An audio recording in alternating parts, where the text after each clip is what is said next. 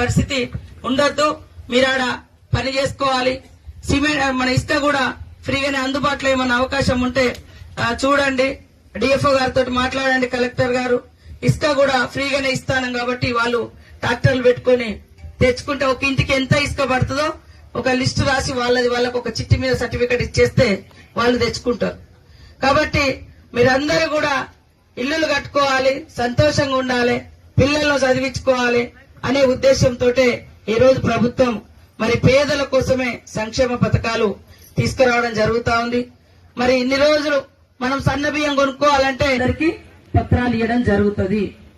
ఇల్లు ఇవాళ రానటువంటి వాళ్ళు, రేపు రానటువంటి వాళ్ళు బాధపడకని చెప్పండి. అందరికి ఇచ్చే బాధ్యత మాది. ఈ మండలాల మీద కూడా మీ బాధ ఏంది, మీకు ఎట్లా వ్యవస్థ సరిగా వ్యవసాయాలు ఉండవు, పంటలు ఉండవు, ఇబ్బంది ఉంది కాబట్టి అది కూడా మాకు తెలుసు.